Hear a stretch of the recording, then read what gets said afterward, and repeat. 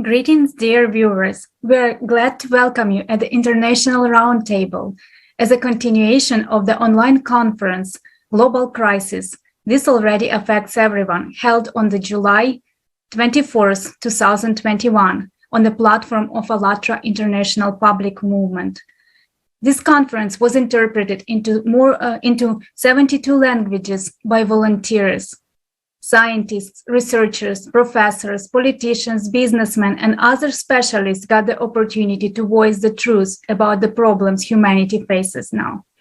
And also, I wanted to announce that the next conference, Global Crisis, the time for the truth, is already scheduled, and it will take place on December 4th, 2021.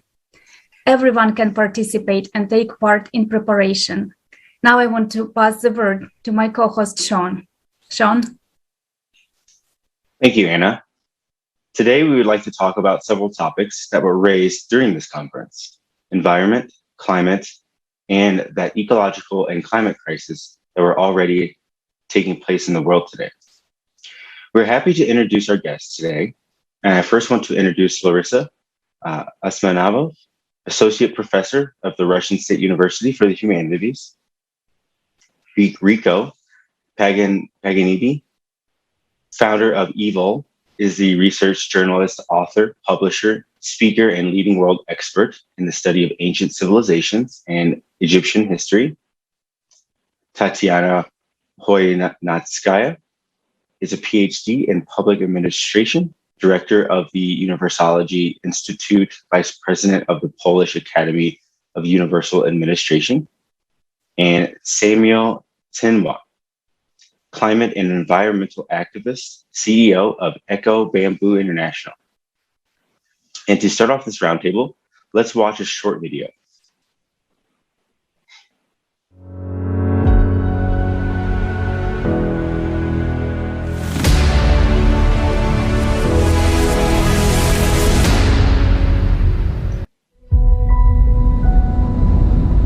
On the threshold of a global systemic crisis,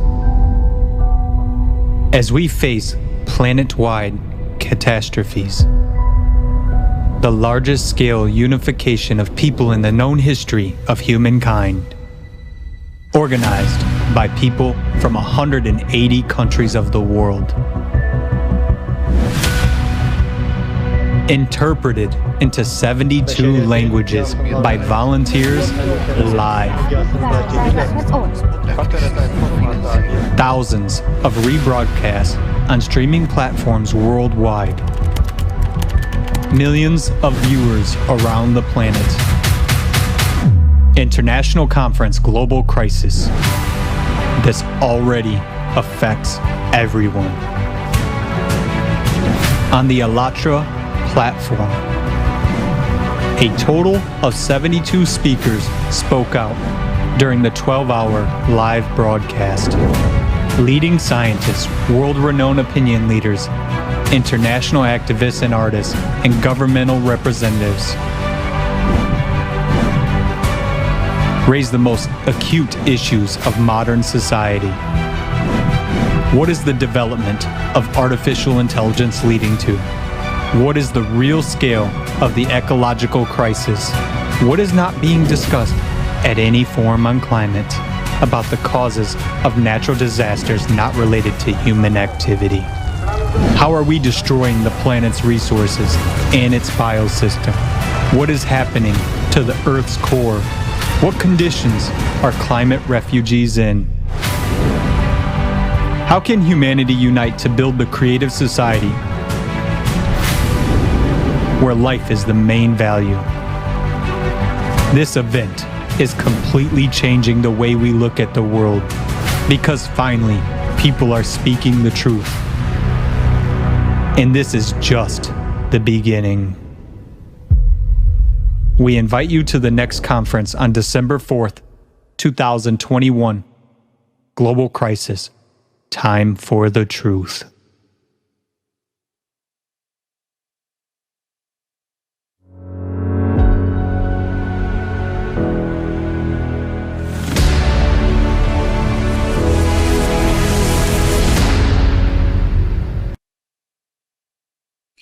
Just as I mentioned before, the conference is prepared by volunteers and we are inviting everyone to join. And now I wanted to address the very first question to our guest, Larissa Usmanova. Larissa, we know that after seeing the conference, you've invited ALLATRA TV for an interview to your channel. And could you please tell us the whole story and how it happened and what prompted you to do that? Добрый день. Я поняла, что очень созвучно мне. I understood that this topic and this conference is very echoing to me because I'm a teacher and professor at the Russian Humanitarian University Department, and I'm in charge of the practicum course, Globalization of Culture. I've been teaching this course since 2014, and the subjects which were raised at the conference actually is what we discuss with my students during the course training.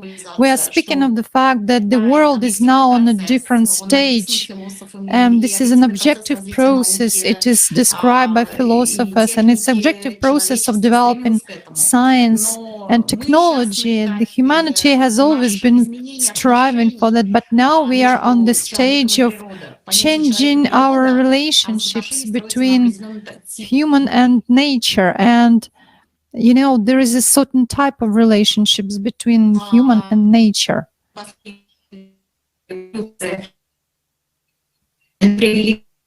Unfortunately, not very good on the side of the speaker. Технология по отношению к природе, да? А ценности. Technologies are developing, but this is sometimes our technologies are not very environmental and nature friendly, and that's what we are discussing with my students. I was very happy to see that actually there is such a platform. I didn't know that there is ALLATRA International Public Movement, but now I know that there is an international community that deals with such issues.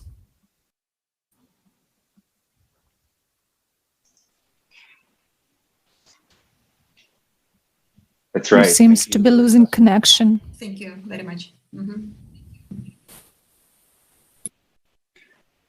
So thank you, Larissa, for your comments. And I would like to switch over to Rico Paganini. Regarding the conference, the global crisis this already affects everyone. Can you please share your impressions of the conference and how did it make you feel?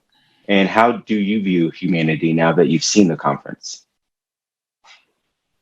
Yes, hello to everyone.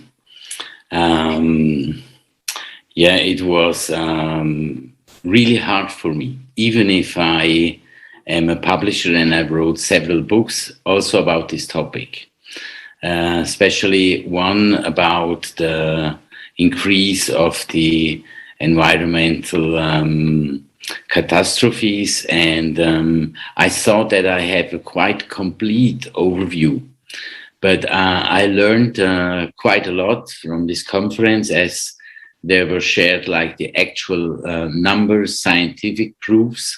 So it enlarged my point of view, my consciousness, and it even motivated me more to co-create with as many hearts around the world to really on this new global society, on this creative society, because it's the only way to make a real change within the next years.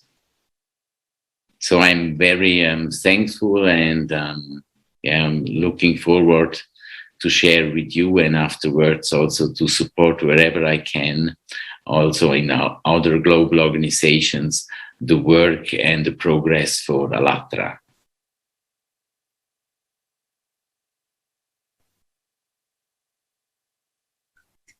And now I want to ask Tatiana I also wanted to ask you about the conference. What impressed you the most, and what do you think are the real reasons for the crises we're facing today?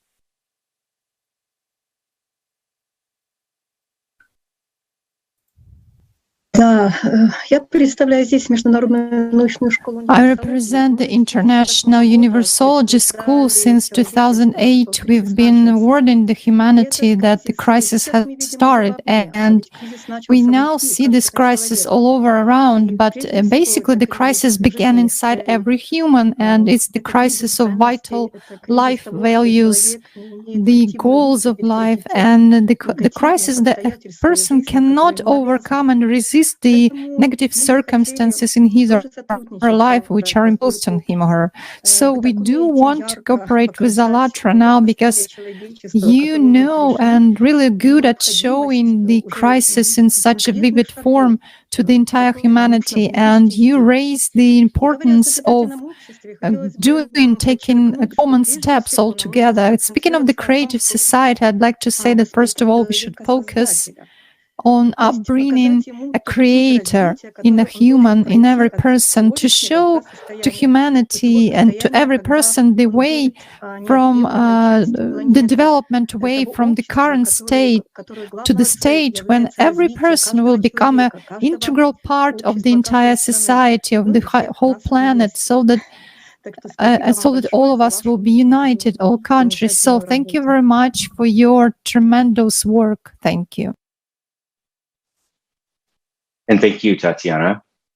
And Samuel, we would like you to share your thoughts and feelings on the conference and tell us your views on the reason why we face so many global crises today.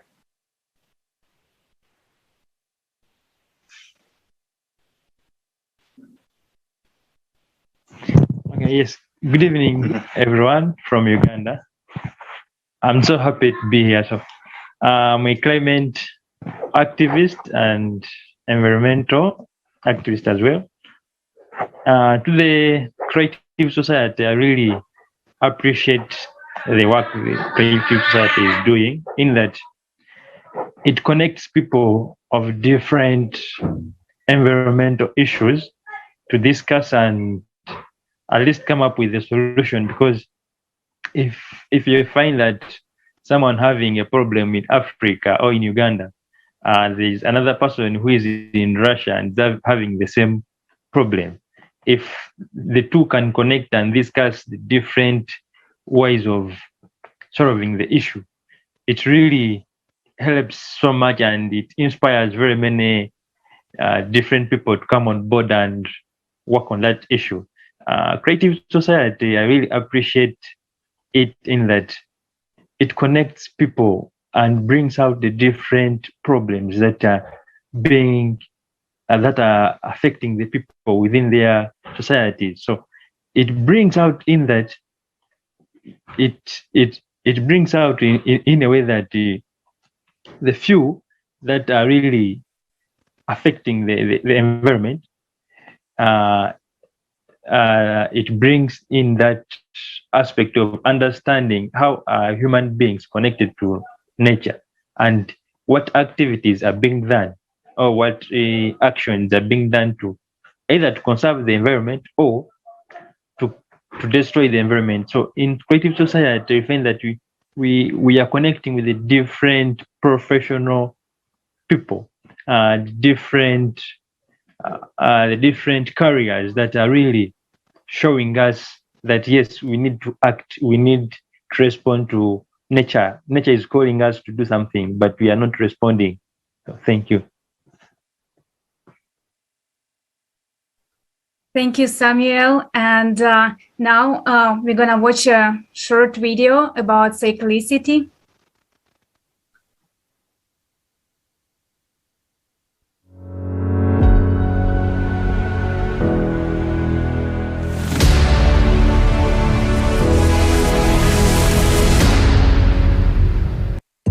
Cyclicality of climate disasters.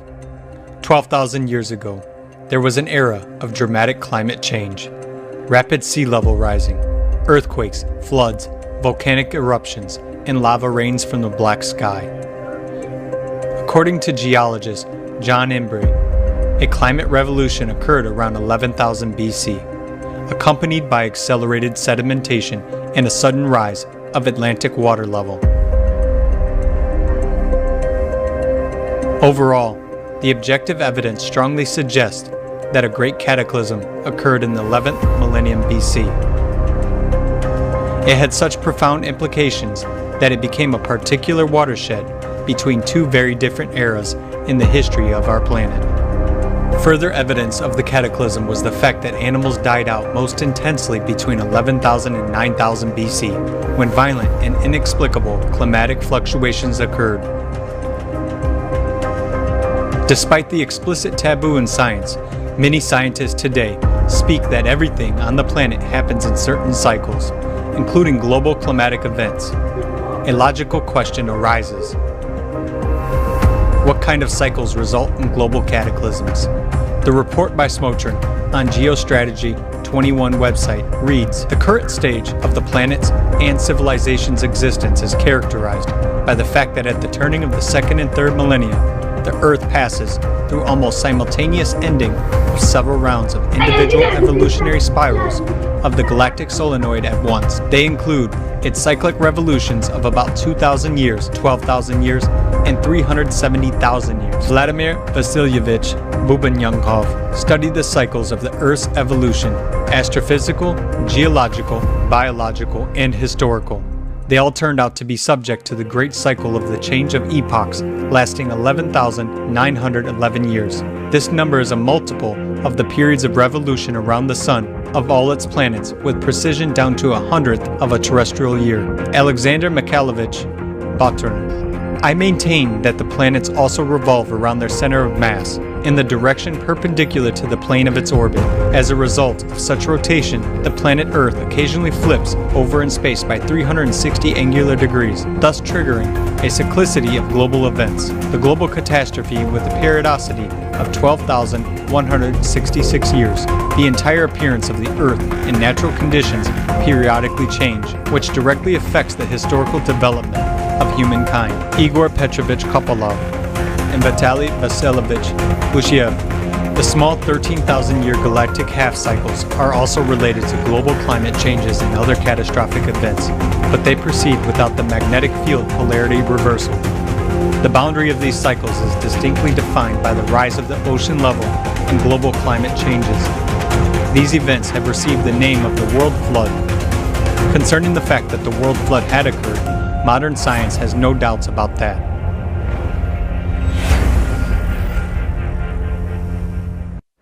The true cause of global climate change on Earth is the cyclicality of intergalactic processes.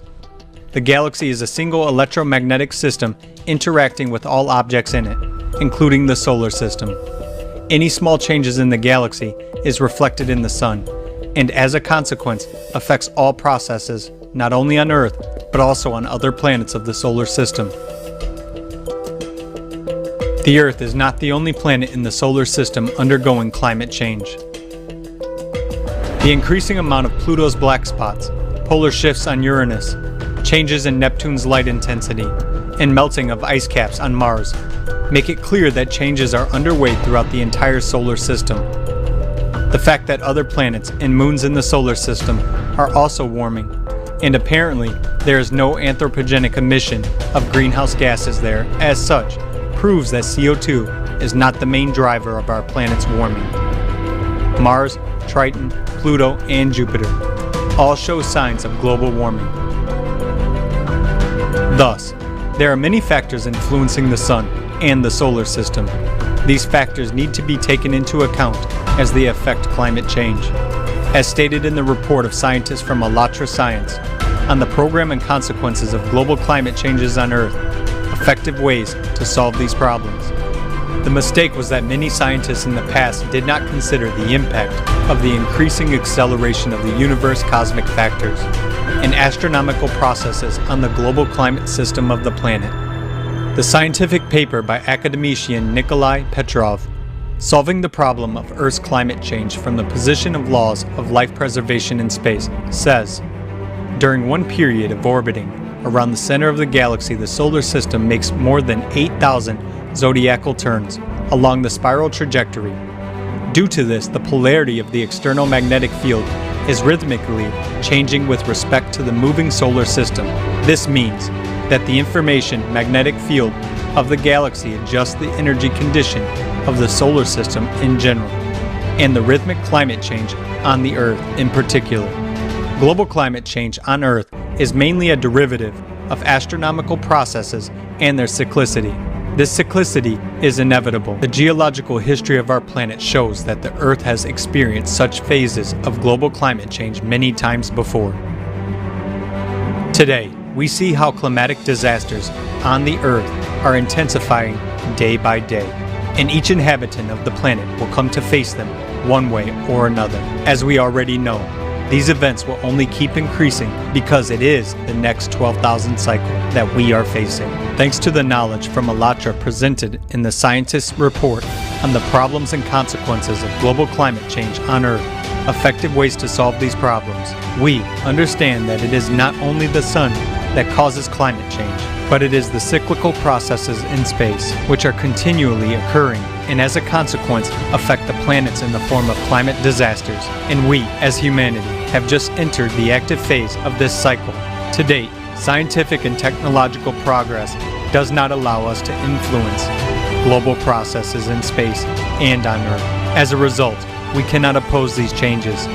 So, the only chance to survive is to unite and get ready for the coming catastrophes that keep increasing with every passing day.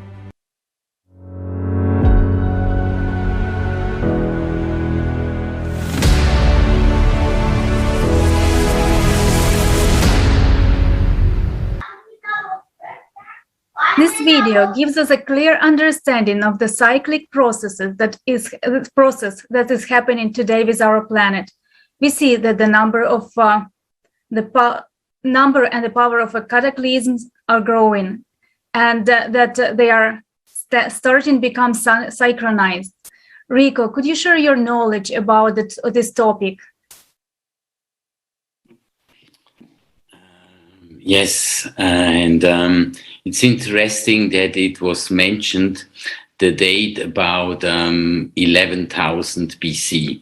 This means it's 13,000 years ago from now. And it's probably also interesting for some of you that we have 4 cycle calendars on Earth. Many know the Mayan calendar, but we have also the Indian, the Vedic calendar, and we have the zodiac calendar and the Great Pyramid calendar, and all the 4 have an outer circle of 26,000 years. So in their point of view, when a circle ends, a new one begins, and there in between we have like 7 years as what they call the time of turning.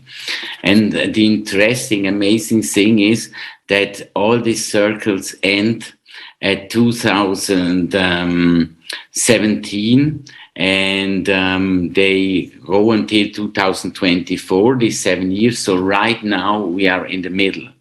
So it's kind of the turning point. And this is aligned with what you mentioned, with this increase of natural disasters. They are all announced even by the elders, which are work together all around the world. So it's interesting that here again, it's like the old and the new wisdom and knowledge is coming together.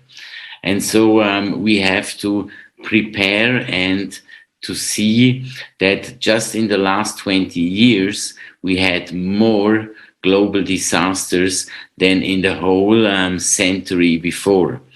And always when you hear about in the news about these catastrophes, you hear also that they are getting stronger, and they always say they are the biggest or strongest since they are doing measurements. So it's interesting to see also this alignment and to finally recognize and share with humanity, even if we were taught in the mass medias every day that the main reason is like the environment pollution, which is really incredibly bad. we have to see that the second reason is the activity of the sun, which was getting very much stronger also within the last 20 years. And what was mentioned also in the video about the solar cycle and these cycle calendars, because these 26,000 year circles are aligned to the galactic conjunction. This is NASA science. And they call this galactic conjunction, like it was also a little mentioned in the video, because 26,000 years it takes our solar system to circle once around our galaxy, with these zodiacal turns that were also mentioned. And so the main thing is that humanity has to connect back to nature. It was mentioned first very well by Larissa and also by Samuel about this relation between humanity and nature. And for me, the main problem and cause of all what we have today is that just within the last 200 years of industrialization, the human has like separated from nature.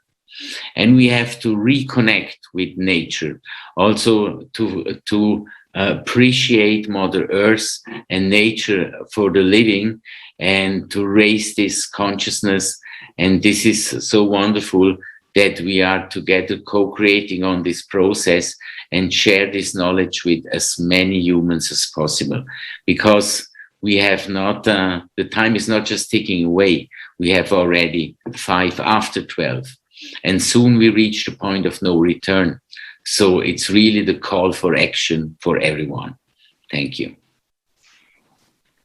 Thank you, Rico. Well, very well said.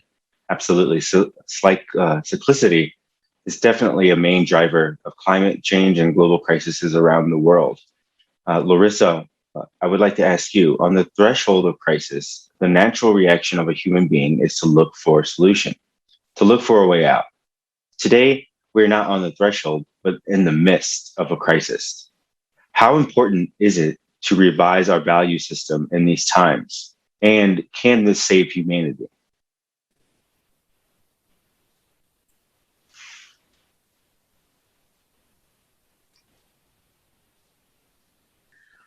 Я хочу сказать, что пример исторический. I would like to say that an example from history, we already have one.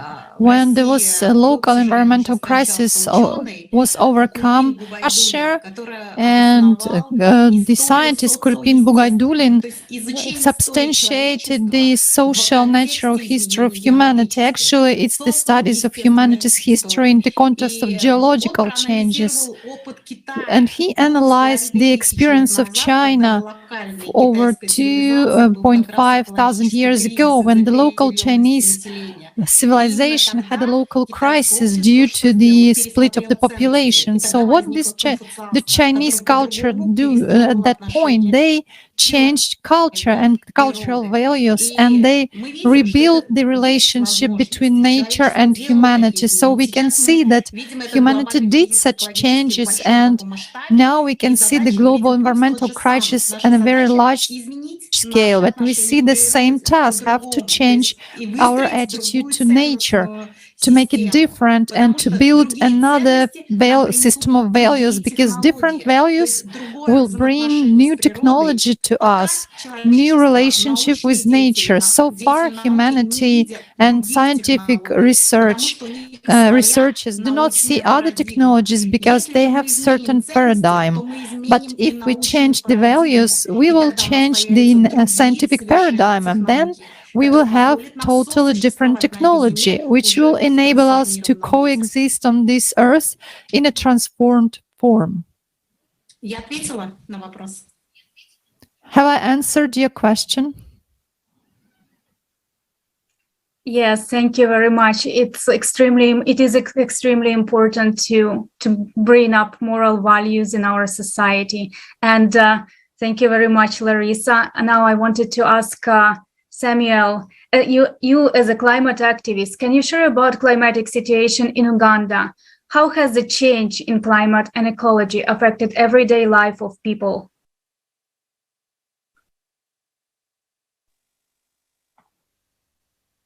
Well, thank you. In Uganda, due to climate actions and the urge of not acting towards climate action, it has really affected people in a way that very many people have lost their lives, lost their property. Some have been not able to go to school. This happens in that when it's a rainy season, it really rains beyond the normal that we have been receiving. You find it rains and it floods, and when it floods, students cannot go to school because there are no access. They are no longer accessing clothes. Homes are washed away, farms are washed away, and you find it's really a different experience. This happens in that nobody cares about the earth, and nobody cares about the lives of human beings, because there are very few people who understand climate change. And when we come about the issue of education, our education is not all about incorporating it with the day-to-day life activity. We look at different issues being employed in different fields. But if we try to bring in the climate aspect, because we don't have experts in climate, don't have experts in the environment, they are there, but they are not all that in that expert in the field as they're supposed to work. So you find it's really impacting in that our society is having a challenge of the mindset in a way that even plastic pollution is really a big problem. Industries or investors that are coming to our country, the politicians are not looking at the effects of climate, like how is industrialization going to affect the climate? How is the industry going to affect the environment? So they are just interested in welcoming investors, but they are not looking at the environmental impact assessment reports that they are being making. Because if our leaders are really looking at that and putting environment as the first priority with humanity, we'll find that every investor that comes in would be given a chance to understand the climate before even putting up any industry or an activity. So this is really affecting everybody in a way that is really challenging, because I was, before becoming an activist of environment and climate, I had gone through a climate change effect. There was too much rain that we received, and our home was washed away. The farmland, because it was subsistence farming, so it was also washed away. So it was a very strong change that came in, and life was really hard to cope up with. But later I realized that we are having very many people who are really being affected by climate change. My younger brothers, sisters, and other young children that I used to live with in the society, they were not being compensated, or they were not being looked upon to see what happened and how best can we handle this. So I realized that there is a very big gap that is in between. So I had to go and start doing climate awareness on my social media platform to tell the world and tell the different people that yes, the different activities that different human beings are doing are really affecting the climate. And in the process of affecting the climate, all the costs are coming back to the innocent people, because by then I was still young. So, but I was affected. My home where I was staying with my parents was washed away. So if we can really bring this aspect of understanding climate and bring it to coexist with human activities, I believe we shall have a better society that we can stay in. Because you find industries you find politicians who are influencing the different activities with a personal benefit. But if we are looking at a society where everybody needs to benefit, then the politician is not is not supposed to do a personal benefit job, but to do a work that is for the whole society.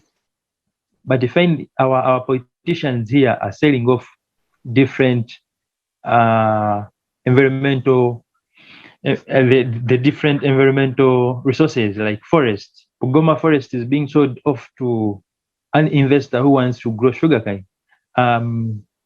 Lake Victoria, which is the biggest source of water with fresh water, you find that it's being sold off in portions to allow investors to do water pollution. And this is really affecting again the aquatic life.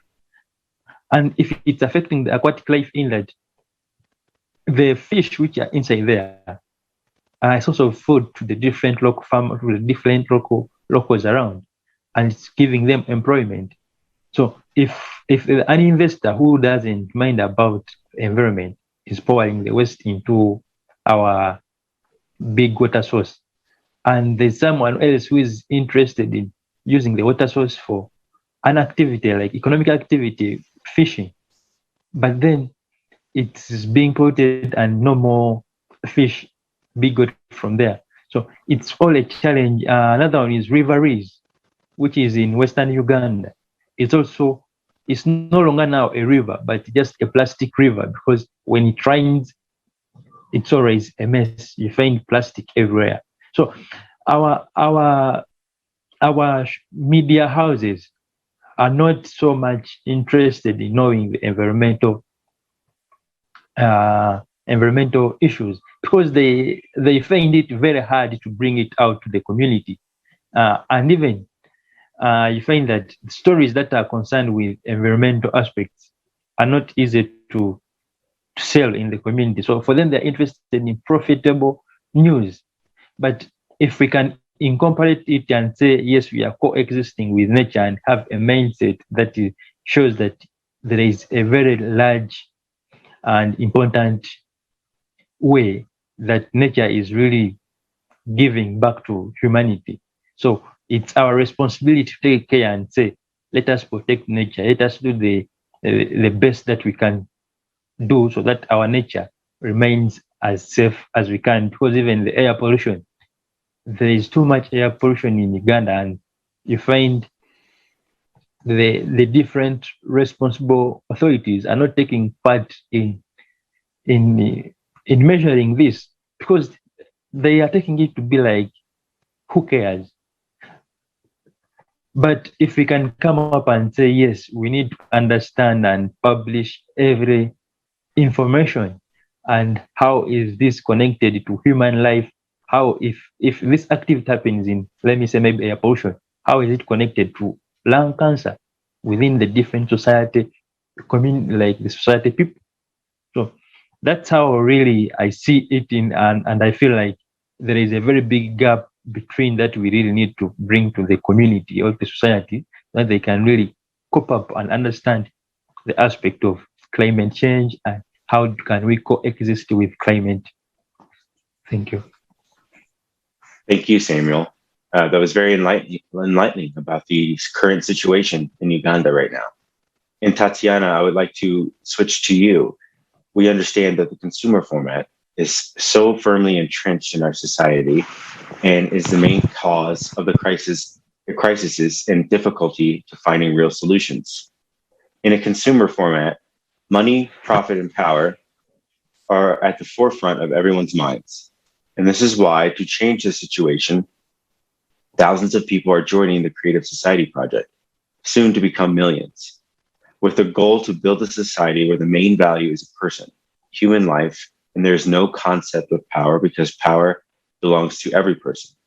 And such a society is based on self-governing. Tatiana, how do you see the self-government of society, and how does this relate to the responsibility of each person, in your opinion?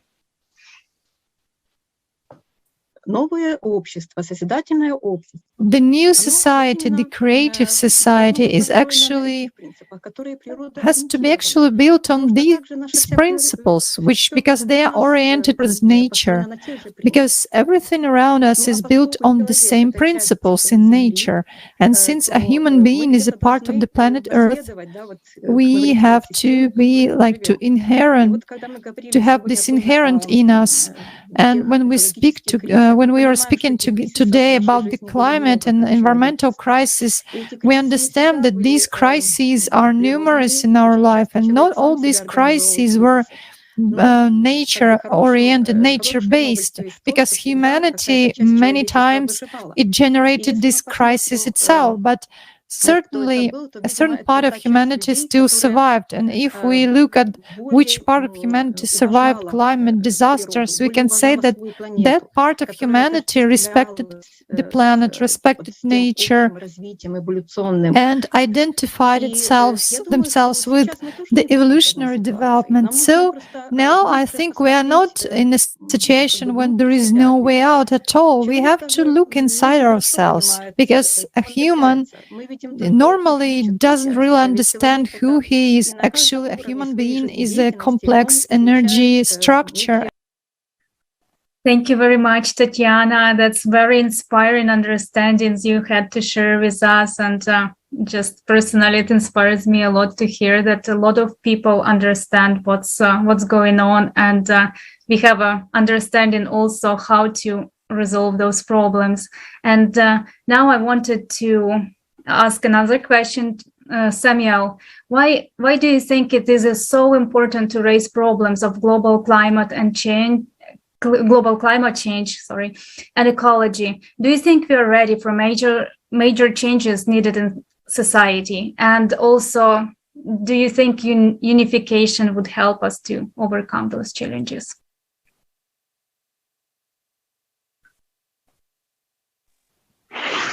Yeah, I think, in my opinion, it's really going to help so much in that very many societies are independent, are like they are working on their personal benefits or society benefits. But if we bring it on a level whereby we unite as one and handle the different environmental or ecological challenges together, it will really support in that we have come up as one body that's really working on one challenge.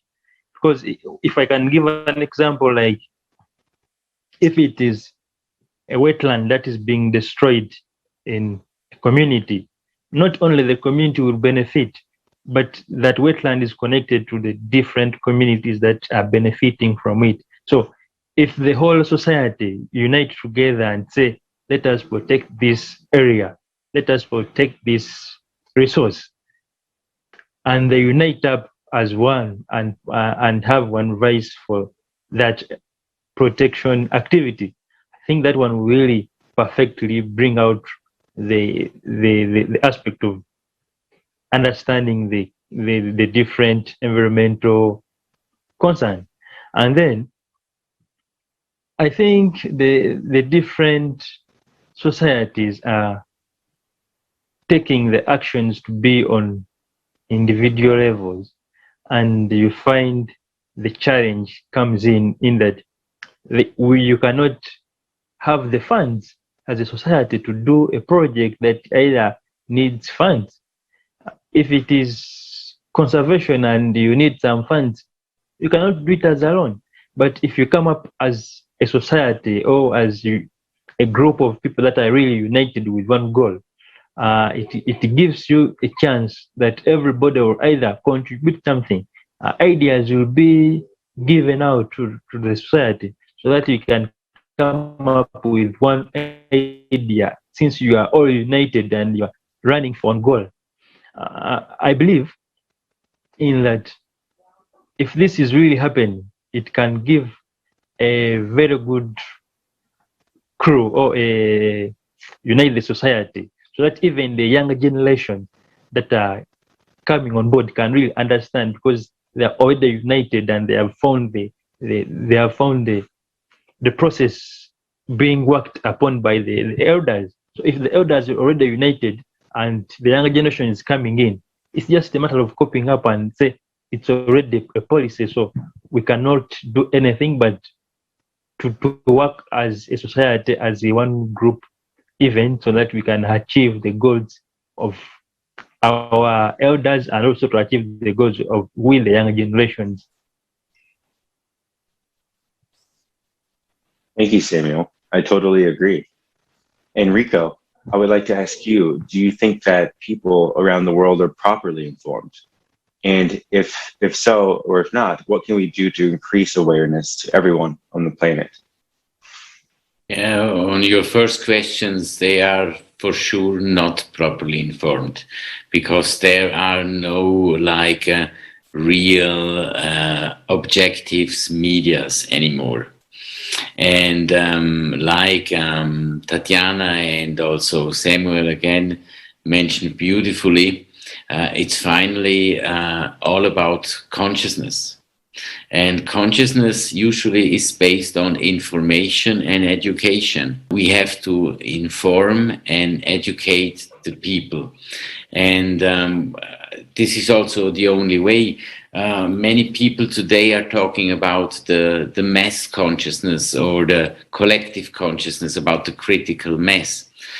But humanity is finally the sum of all the individuals. So it will just change if we change. The global society will just reach if as many individuals as possible have their own experience, their own insights. And so it's so important, and I try this also as a journalist and author with the books and different publications, to raise this information, to raise education. I'm also doing school books, for example, about this, because we have especially also to teach the young ones about this, like the next generations, which is coming up. So yes, it's really one of the most important things, to share as soon as possible, as much as possible, through information and education, to raise this consciousness of the individuals, because then we really reach and we will succeed to create this new society, this new creative or conscious society. Thank you very much. It's another inspiring view. And also now I wanted to ask Larissa, how do you think, how critical it is now to bring people together, the unification of the potential of each and every person under the current conditions, and especially facing the climate threat?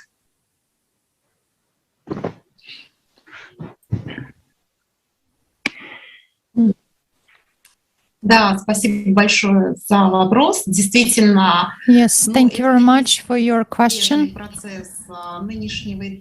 This is an inevitable process on the current stage of humanity's development, because unification has started since 1990s, when the Soviet Union collapsed, and previously we had this bipolar model of world structure, but now we understand that humanity is a totally different level of technological and social structure of society. Since I'm the sociologist by my first profession, as a sociologist, I understand that now we have an inevitable stage of self-identification, global identification, because in the 20th century there was national identification, but now every person should understand that everyone should identify himself with the humanity globally, and this is the highest, the most superior position. And when everyone understands that there has to be a global human priority, no matter how strange it would sound for many people, but it should be superior to all national or other priorities. So every human, despite the skin color, nationality, language, whatsoever, he or she has to understand that he's a part of some space or cosmic or global process. And in this way, we will understand that all these borders will be eliminated, and every person in solving his or her economic and political issues will first of all rely on humanitarian basis and preserve this phenomena of the global human principle. As an Orientalist by my second education, I see the example of Japan, which actually in 1990s started encountering this problem of earthquakes, flooding, and other disasters. Lately, they had a terrible disastrous earthquakes, and we can see that Japan seemed to be such a nationalist country, but now they are expanding their process, their principles towards unification with everyone. And this shows that a little national-oriented country is now globalizing. It tries to preserve the global community, and international programs is already active for this country.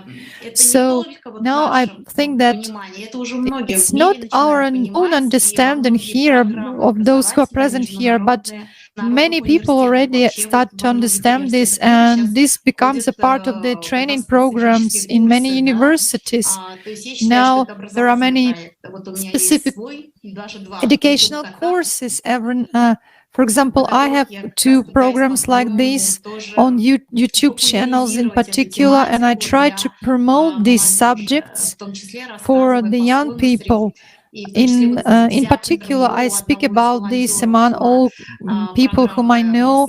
I also interviewed one of the volunteers of the Creative Society project, which Yelizaveta Khromova, she shared on my channel about the situation with climate, and it's my contribution to the overall process. Now I clearly understand that basically we are a little bit late, I would say. We are falling behind.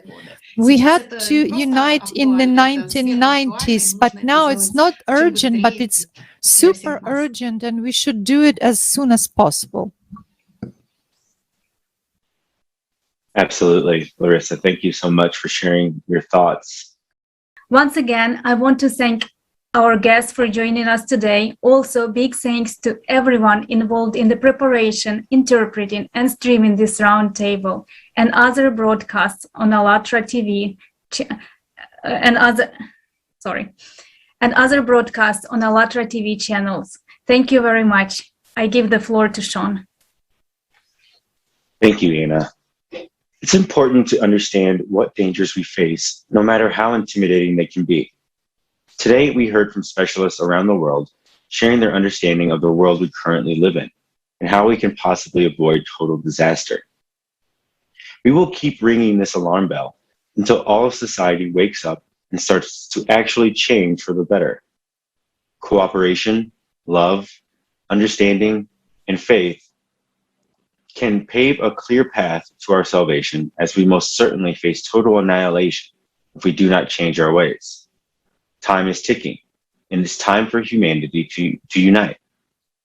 We are already uniting again on December 4th, 2021 for our next international conference, Global Crisis, Time for Truth. I ask that each of you participating and watching today, please join those around the world as we again examine the current state of our world and offer solutions to our greatest problems. If you're a specialist or a scientist who is ready to tell the truth about the current situation, or just a person who cares, please write to the following email at info@allatraunites.com. to participate in these international roundtables in our upcoming conference. And if you haven't joined the Creative Society Project yet, let's watch together a short video on how you can do it. See you at the next International Roundtable.